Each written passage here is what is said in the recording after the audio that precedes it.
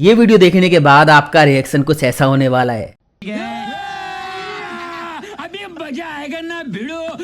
इस वीडियो में एक्सेल की 10 unique new secret tips and tricks मैंने आपके साथ शेयर किए जो आपके बहुत काम आएंगी। और ये टिप्स एंड ट्रिक्स बिल्कुल न्यू हैं। बहुत सारे एक्सेल यूजर्स अभी भी इन टिप्स एंड ट्रिक्स को नहीं जानते जो उनका काम बहुत आसान कर सकती हैं। In interesting tips and tricks को आप बिल्कुल मिस मत करना और कॉमेंट करके मुझे बताना इन 10 टिप्स में से कितनी टिप्स आप पहले से जानते थे। फटाफट वीडियो शुरू करते हैं। मैं हूं दीपक, आपका दोस्त। Let's begin this topic.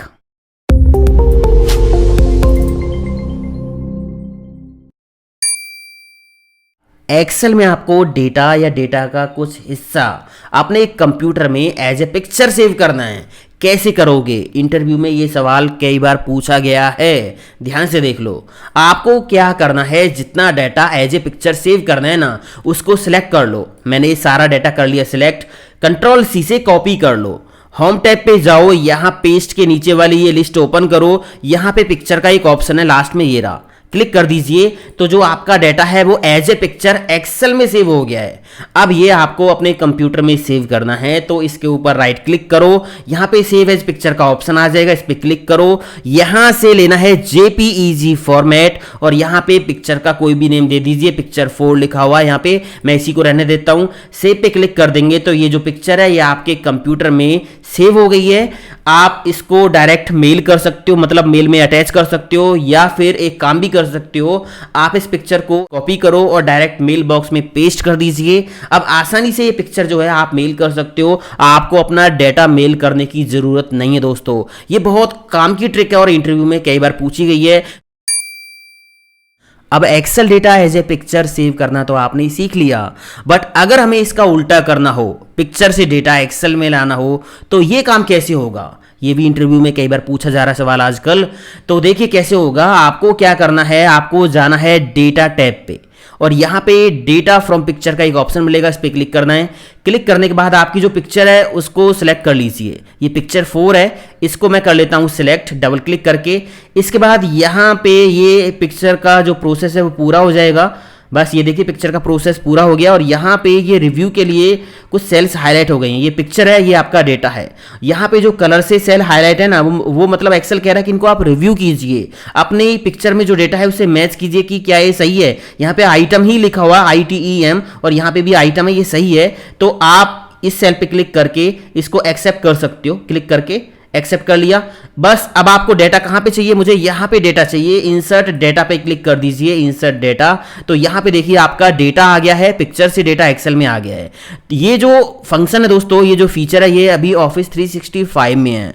Office 365 में ये प्रैक्टिस करना है आपको, या कुछ नए फॉर्मुलेज या कुछ नए फीचर्स प्रैक्टिस करने हैं। आपके पास ऑफिस 365 नहीं है तो आप वेब वर्जन यूज करो ना। वेब वर्जन में सारी चीजें आप प्रैक्टिस कीजिए और अपने आप को अपडेट रखिए, ताकि इंटरव्यू में कहीं भी आपसे पूछा जाए तो एटलीस्ट आप उसका जवाब दे पाओ। इसलिए मैं कहता हूं कि आप वेब वर्जन में एक्सेल 365 जो है उसके सारे फंक्शंस जो भी मैं आपको टीच करता हूं उनको आप प्रैक्टिस किया करो।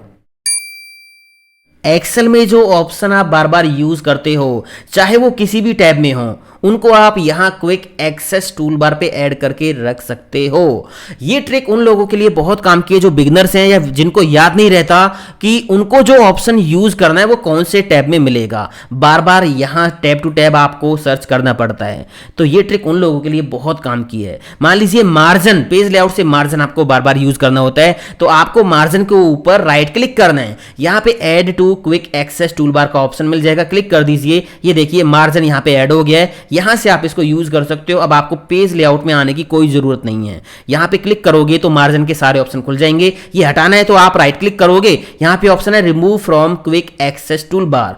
मान लीजिए डेटा टैब से मुझे डेटा वैलिडेशन का ज्यादा यूज करना होता है, तो डेटा वैलिडेशन पे जाएंगे, राइट क्लिक करेंगे, add to quick access tool bar. यहां पे देखिए डेटा वैलिडेशन आ गया। जहां पे भी डेटा वैलिडेशन लगाना है रेंज सेलेक्ट करो। आपको अब डेटा टैब में बार बार जाने की जरूरत नहीं है। यहां पे क्लिक करो, डेटा वैलिडेशन ओपन हो गया है ना। हटाना है तो मैंने बता दिया, राइट क्लिक करोगे, यहाँ पे remove from quick access tool bar का ऑप्शन है, क्लिक कर दीजिए, यहाँ से रिमूव हो गया।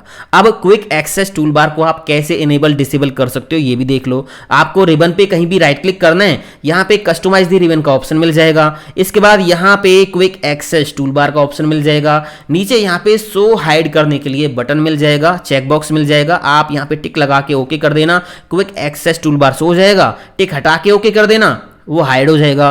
बाकी इसकी जो पोजीशन है क्विक एक्सेस टूल बार की, ये रिबन से ऊपर रखनी है, नीचे रखनी है, इसके लिए यहाँ पे ऑप्शन दे रखा है अबव रिबन बिलो रिबन, आप यहाँ से सिलेक्ट करके ओके कर देना। तो यहाँ पे क्विक एक्सेस टूल बार को आप इनेबल डिसेबल इस तरह से कर सकते हो। एक्सेल इंटरव्यू में पूछा गया कि आपके पास इस तरह का एक डेटा है, डेटा का जो ऑर्डर है ओरिजिनल ऑर्डर वो इस तरह से, एंट्रीज इस तरह से हो रखी हैं। अब अगर हमने डेटा को किसी कॉलम से सॉर्ट कर दिया, A to Z, Z to A जैसे भी सॉर्ट कर दिया, तो डेटा का जो ऑर्डर है वो ऊपर नीचे हो गया। अब हमें वापस अपना ओरिजिनल ऑर्डर चाहिए, जैसा हमारा डेटा था, जिस ऑर्डर में था वही ऑर्डर हमें लेके आना है। कैसे लेके आएंगे? तो इसके लिए आपको एक काम करना होगा, आपको एक हेल्पर कॉलम अपने डेटा में ऐड करना होगा सॉर्ट करने से पहले। अभी मेरा ओरिजिनल डेटा इस तरह का है, तो यहाँ पे एक कॉलम ऐड कर लीजिए इंडेक्स, और यहाँ पे आपको सीरियल नंबर एंटर कर लेने हैं 1 2 और जहाँ तक भी आपकी रेंज है, इस तरह से। अब आप डेटा को सॉर्ट करोगे तो यहाँ पे फिल्टर नहीं है, फिल्टर यहाँ पे भी लगा देते हैं, डेटा पे जाके फिल्टर से क्लिक करके दोबारा फिल्टर लगा देंगे, यहाँ पे भी लग गया, ठीक है। अब मान लीजिए आपने डेटा को सॉर्ट किया A to Z या Z to A जो भी है, तो डेटा हो गया सॉर्ट, है ना।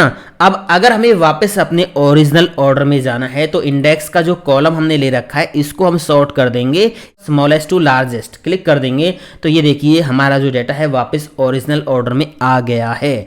अब जब आपका काम हो जाए तो इस कॉलम को आप डिलीट कर सकते हो, या बार बार आपको इसकी जरूरत पड़ती है तो इसको आप हाइड करके रख सकते हो।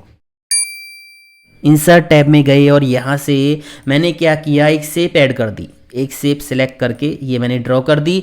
अब आप देखिए जो शेप का कलर है वो इस तरह से ब्लू है। अब जो भी शेप मैं ऐड करूंगा आपने देखा होगा उनका सेम कलर आता है। ये एक शेप और ऐड कर दी मैंने, इनका सेम कलर आया दोनों का, है ना। दोनों पे सेम हल्का सा बॉर्डर लगा हुआ है। अब जब भी आप कोई डैशबोर्ड बनाते हो, कोई रिपोर्ट बनाते हो, कोई MIS रिपोर्ट बनाते हो, तो वहाँ पे आपको शेप्स की ज़रूरत पड़ती है, और सभी शेप्स का डिज़ाइन हमें एक जैसा रखना होता है एक अच्छे प्रोफेशनल डिज़ाइन के लिए। अब मैं यहाँ पे इसका अगर कलर चेंज करना चाहूँ, मान लीजिए मैंने इसका ब्लैक कर दिया, या शेप की आउटलाइन जो है वो येलो कर दी, आउटलाइन का जो वेट है वो मैंने ज़्यादा कर दिया। अब मैं एक एक करके यही सेम डिज़ाइन सभी शेप्स पे तो नहीं लगाऊंगा। एक कमाल की ट्रिक मैं आपको बताता हूँ, देखिए कैसे आपको ये काम करना है। आपको जो भी शेप ऐड करनी है, पहले आप एक सिंपल कोई भी शेप ऐड कर लो। ये मैंने एक शेप ऐड कर ली। अब इस पे जो डिज़ाइन आपको लगाना है, जो कलर लगाना है वो आप लगा लीजिए। शेप फिल पे जाके मान लीजिए ये कलर मैंने फिल कर दिया, आउटलाइन पे जाके मैंने ब्लैक आउटलाइन दे दी, और यहाँ पे आउटलाइन का वेट मैंने ज़्यादा कर दिया। जो भी डिज़ाइन आपको लगाना है, शेप का जो स्टाइल है, आउटलाइन फिल जो भी है वो लगा दिया, ठीक है। अब आपको इसके ऊपर राइट क्लिक करना है। राइट क्लिक करने के बाद यहाँ पे ऑप्शन मिलेगा सेट एज डिफॉल्ट शेप। यहाँ पे देखिए आप जैसे इस पे क्लिक करोगे तो अब क्या होगा, जब भी आप कोई नई शेप ऐड करोगे, मैंने इसको डिलीट कर दिया, जब भी आप कोई नई शेप ऐड करोगे चाहे वो किसी भी डिज़ाइन की है, तो वो सेम स्टाइल में, सेम बॉर्डर में, सेम कलर में आएगी, है ना। तो इससे क्या होगा, आप एक बार ये सेट कर लो, उसके बाद आप जब तक एक्सेल में काम करोगे तो आपको बार बार वो स्टाइल और वो बॉर्डर वगैरह लगाने की ज़रूरत नहीं पड़ेगी। सभी शेप्स पे वही आएगा जो आपने डिफ़ॉल्ट सेट कर दिया है। सेल सेलेक्ट करने हो या डेटा, वो हम इस तरह से कर लेते हैं ड्रैग एंड ड्रॉप करके, है ना।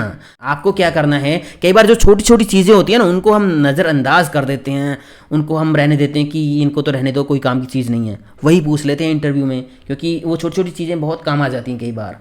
आपको क्या करना है, फाइंड एंड सेलेक्ट पे जाना है। यहाँ पे एक ऑप्शन है सिलेक्ट ऑब्जेक्ट का, बस इस पर क्लिक कर दीजिए। क्लिक करने के बाद अब आपका डाटा सिलेक्ट नहीं होगा, आप जहाँ से भी ड्रैग एंड ड्रॉप करना शुरू करोगे उसके बीच में जो भी ऑब्जेक्ट होंगे, जो भी पिक्चर, शेप, स्लाइसर जो भी होंगे वो सारे सिलेक्ट हो जाएंगे। ये देखिए सारी शेप्स एक ही बार में सिलेक्ट हो गई हैं। आप शेप फॉर्मेट पे जाके एक ही बार में कोई भी कलर फिल कर सकते हो, कोई भी आउटलाइन लगा सकते हो, जो भी है, तो सारी सेटिंग एक ही बार में आप कर सकते हो। ये काम का ऑप्शन है। आपको क्या करना होगा, ये आपको डिसेबल करना होगा। यहाँ से सारे ऑप्शन हाइड अभी हो गई हैं। फाइनल सेलेक्ट पे जाना है, यहाँ पे देखिए क्लिक हुआ पड़ा है, क्लिक कर दीजिए दोबारा, यहाँ से ये डिसेबल हो जाएगा। अब आप नॉर्मल डाटा अपना सेलेक्ट कर सकते हो। अब ये सिलेक्ट नहीं होंगे।